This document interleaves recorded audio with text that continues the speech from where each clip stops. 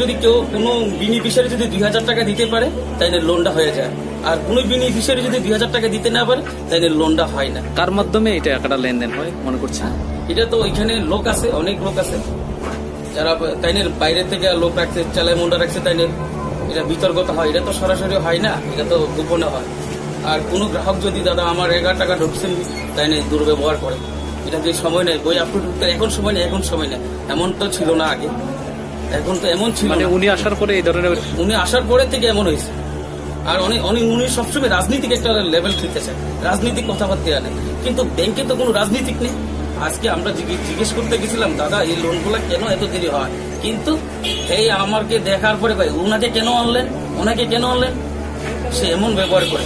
এইটা কি ভালো নেই। আমি এখানে চাই আমাদের এই ব্যাংকের থেকে অনির্বাণ চক্রবর্তীকে ট্রান্সফার করা হোক, আগামী দিনে নতুন ব্যাংক ম্যানেজার আসুক, পরিষেবা ভালো দেওয়া হোক। আমরা এই জিনিসটা চাই। আর বানপাতর যে গ্রামীণ ব্যাংকে অনেক কিছু প্রকল্পনা দেখাইছে তারা, কিন্তু তাদের জন্য আমরা কিন্তু লোন নিতে পারি না। হ্যাঁ, কিন্তু অনির্বাণ যে চক্রবর্তী নাকি সে মানে গ্রাহকের সঙ্গে ভালো ব্যবহার করে না, দুর্ব্যবহার করা হয়, কিন্তু সবসময় উনি রাজনৈতিক লেভেলে পিক আপ দেখান। হ্যাঁ, সরকার নামে কালিমা লেখতে চায়, কিন্তু আমাদের মুখ্যমন্ত্রী এমন একজন প্রধান প্রিয় মুখ্যমন্ত্রীর নামে পর্যন্ত যে এত দুর্ব্যবহার করছে, তাদের শোনার পরও নিজের কাছে কষ্ট লাগে। কিন্তু সে এমন কাজ করে, আমাদের কর্মীরা এখানে গেছিল সাধারণ গ্রাহক হিসাবে, কিন্তু সে মারামারির মতন হয়ে গেছে। কিন্তু এর সামনে একটা কথা জিজ্ঞেস করানোর লাগে যে দাদা এটা কিভাবে হয়, কোন সিস্টেম হয়, কিন্তু সে এই জিনিসটা না করে। সে ওনাকে এদিকে ও বাচ্চা সালারে হবে, ওনার গন্ডাছড়া চাকরি করে আছে, ওনার অভ্যাস আছে, এমন কিছু কথা উনি উঠেছে। কিন্তু আমরা যখন ঢুকলাম, আমরা কেন ঢুকলাম ব্যাংকে, ওই ব্যাংকে তো আমারও অ্যাকাউন্ট আছে, কি আমি গ্রাহক হিসাবে কি ব্যাংকে অ্যাকাউন্ট করতে পারবো না? আর যদি উনি যদি বলে যে আমার এখানে বই করার কোনো করতে পারতাম না, তাহলে আমার বইটা এখান থেকে উঠানো হোক, আমি এখান থেকে চলে যাব। কিন্তু তার চেয়ে বেশি আমি চাই, সবার কাছে আবেদন রাখতেছি, এই ব্যাংক ম্যানেজার অনির্বাণ